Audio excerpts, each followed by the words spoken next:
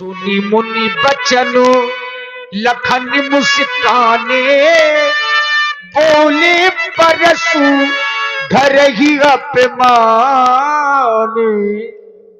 लीजिए यहां से सुंदर संवाद आप लोग श्रवण करें। सुना आप सभी लोगों ने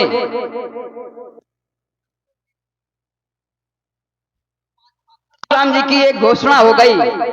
घोषणा क्या हो गई कि जय शिव धन तोरा सहस्र बाऊ समसोर मोरा शोभ लगाऊ बिहाई समाजा नत्य मारे जंझे सब राजा। अगर धनुष तोड़ने वाला इस मिथिला समाज से अलग ना हुआ, अगर मिथिला समाज उस धनुष तोड़ने वाले से अलग ना हुई तो महात्मा परशुराम जी के द्वारा व्यवहार कैसा किया जाएगा। तो कह रहे हैं कि नत्य मारे जंझे सब राजा।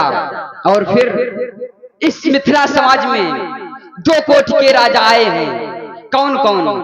तपसी देख धूप अभिलाषे कूर कपूर मूड मन माखे उठ उठ पहिन असहन अभागे जहां तहां गाली बजावन लागे। साधु भूप बोले सुनवानी राज समाज लाज न जानी। इस मिथिला समाज में दो कोट के राजा आए हैं। कौन कौन से? एक साधु राजा और एक दुष्ट राजा। अगर महात्मा परशुराम जी के द्वारा समस्त राजा मारे जाएंगे तो फिर दुष्ट राजा भी मारे जाएंगे और साधु राजा भी मारे जाएंगे। इसमें विचार करने वाली बात है। विचार करने वाली बात क्या है? अगर साधु राजा मारे जाएंगे तो क्या यह अच्छा होगा? एक तरफ से अगर दुष्ट राजा मारे जाएं तो वो कहीं से अच्छा भी है। और फिर मैंने तो महात्मा परशुराम जी का यह जीवन सुना है और जब जब भी फरसा इनका चला है तो अत्याचारियों के ऊपर चला है, दुराचारियों के ऊपर चला है, अनाचारियों के ऊपर चला है। अगर आज यही फरसा साधु संतों पर चलेगा तो क्या यह अच्छा होगा? नहीं। फिर परशुराम जी ने एक घोषणा और की थी। कब? जब सुनत बचन फिर अनत निहारे और देखिए चाप खंड मही डारे। तो अतृष्य बोले बचन कठोरा कऊ जड़ जनक धनुष कही तोरा। बेग दिखाओ, बेग माने जल्दी दिखाओ, अति शीघ्र बेग दिखाओ मूड नत आजू नहीं उल्टो मई जान लगत राजू। तो सभय बिरो के लोग सब जान जान की भीड़ और हृदय न हर्ष विषाद कछ बोले श्री रघुवीर। सभी लोगों को डरा हुआ देख करके हमारे भैया महात्मा परशुराम जी के सामने हाथ जोड़ करके बोल रहे हैं कि हे महात्मन, धनुष तोड़ने वाला कोई और नहीं बस भगवान शंकर का कोई शिष्य है।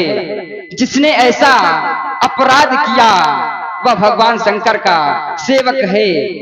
और फिर मैं विचार करने लगा कार्य का कारण कौन है और कार्य करवाया किसने? कार्य करवाया राजा जनक ने। कार्य का कारण सीता और धनुष खंडन हार है। धनुष खंडन हार अगर इन सबके लिए दंड विधान नहीं है, राजा जनक के लिए कुछ दंड नहीं, सीता के लिए कुछ दंड नहीं, तो फिर धनुष तोड़ने वाले को दंड क्यों दिया जाएगा? और फिर कह रहे हैं राजा जनक से कि जहां तक तेरा राज्य है उस सीमा को मैं पलट दूंगा। और फिर इसमें धरती का क्या दोष है? ये धरती क्यों पलटी जाएगी? क्या धरती का कोई संबंध है धनुष से? तो धरती पलटी जाएगी। अब इसका निर्णय तो परशुराम जी ही निकालेंगे। चलना चाहिए, कुछ बात बने तो अच्छी बात होगी। महात्मन प्रणाम, कल्याण हो। और सब कुशल मंगल? कुशल मंगल पूछ रहा है। कुशलता तो धनुष के साथ चली गई। कुशलता धनुष के साथ चली गई, तो क्या धनुष के टूटने पर क्रोध है? बिल्कुल। अगर महात्मन आपको इस धनुष पर इतना ममता है, आपको धनुष टूटने पर इतना क्रोध हो रहा है, तो महात्मन सुनो, बहु धनु ही तोरी लड़काई, बहु धनु ही हमने लड़काई में एक नहीं बहु धनु ही तोरी ललकाई, पर कब हूं न असरस कसरस असरस कीन गुसाई। आपने तब इतना क्रोध नहीं किया, और फिर ये तो एक धनुष टूटा है, आपको इस पर इतना क्रोध, और फिर जब हमने बहुत तोड़ी तब आपको इतना क्रोध नहीं। तो यही धनु पर ममता के हेतु, क्या आपको इस धनुष पर ममता है? यही धनु पर ममता के हेतु अगर आपको इस धनुष पर ममता है, तो हे महात्मन पूजपात प्रातः स्मरण व्यक्त करें। राजकुमार लक्ष्मण के द्वारा पहला बिंदु आया कि समाज में परशुराम जी के द्वारा घोषणा कर दी गई कि सभी राजा मारे जाएंगे।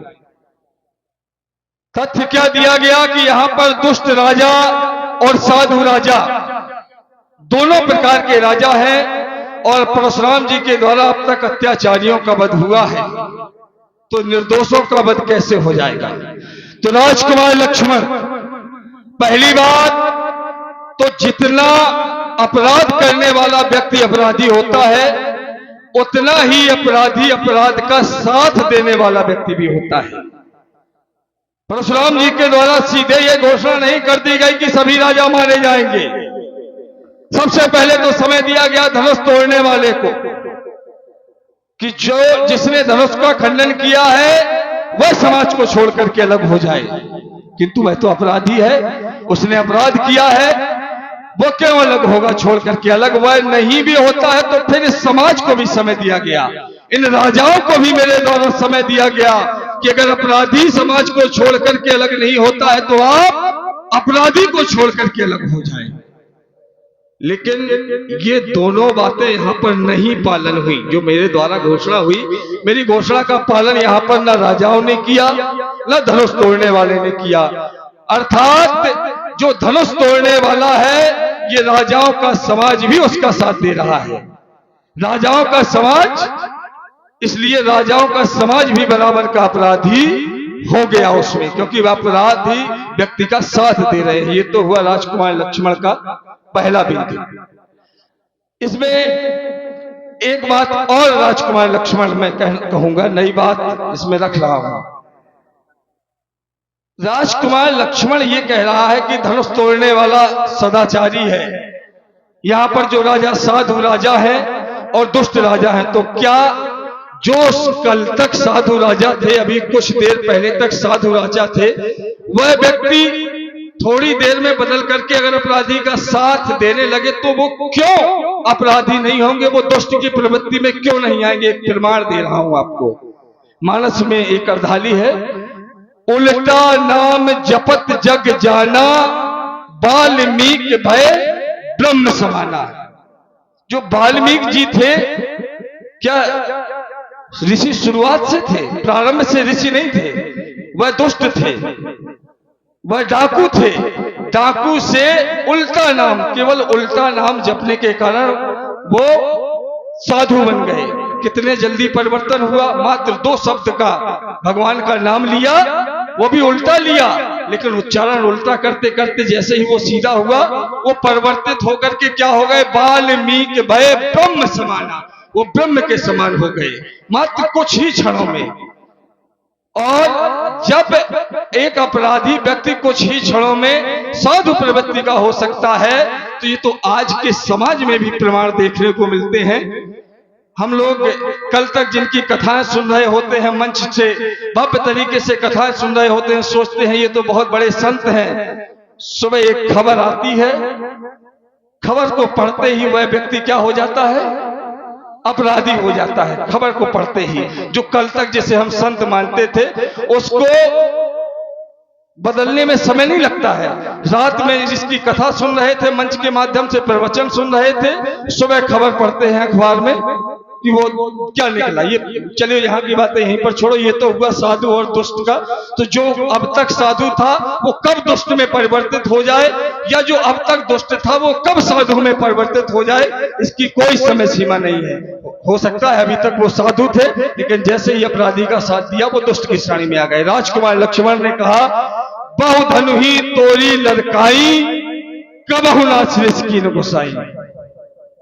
तो राजकुमार लक्ष्मण पहली बात तो जो कार्य लड़काई में किया जाए, लड़काई की आयु कितनी होती है लक्ष्मण?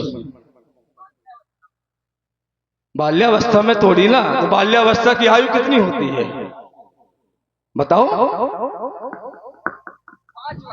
5 वर्ष की आयु में जो कार्य किया जाए वही कार्य बड़ा होके किया जाए। 5 वर्ष का बालक जाता है अपने दादा के, अपनी मैया के, जाकर के दादा की मूछें नोचने लगता है 5 वर्ष का बालक।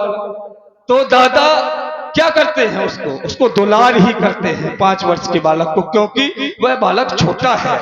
और वही कार्य इनके जैसा बच्चा हो जाए, अपनी बाबा की मूछें नोचे, तो अच्छा नहीं लगेगा। तो जो कार्य जिस अवस्था का है वह कार्य उसी अवस्था में शोभा देता है। एक बात और, राजकुमार लक्ष्मण के द्वारा कहा गया कि उस समय आपके द्वारा क्रोध नहीं किया गया तो उस समय भी क्रोध किया गया। क्यों? अगर मैंने उस समय क्रोध नहीं किया होता तो कबहु न अश्रिस, अस शब्द आया है, विचार करिएगा व्यास जी। कबहु न अश्रिस, क्रोध तो किया गया है लेकिन ऐसा क्रोध नहीं किया गया है। तो एक बात बताइए, हर अपराध के लिए क्या एक ही दंड विधान होता है? अरे लाठी से मारोगे तो लाठी की धारा लगेगी, धारदार हथियार से मारोगे तो धारदार हथियार की धारा लगेगी। जिस प्रकार का अपराध वैसा क्रोध। तो उस समय धनुइयां तोड़ी थी, अपने मुंह से ही तुम वर्णन कर रहे हो कि बहु धनुई तोरी लड़काई, कबहु ना श्रेष्ठ की न गुसाई। तो उस समय धनुइयां थी, और ये क्या है? रे नप वाला काल बस बोला तो ही न स्वभाव, धनु ही समुद्र बराबर धनु विदे सकल संसार। चलिए महाराज जी, आपने कहा, मैं आपकी बात को वहीं से पकड़ रहा हूं जहां से आपने कहा था कि बाल्य अवस्था में बहु धनु ही तोरी।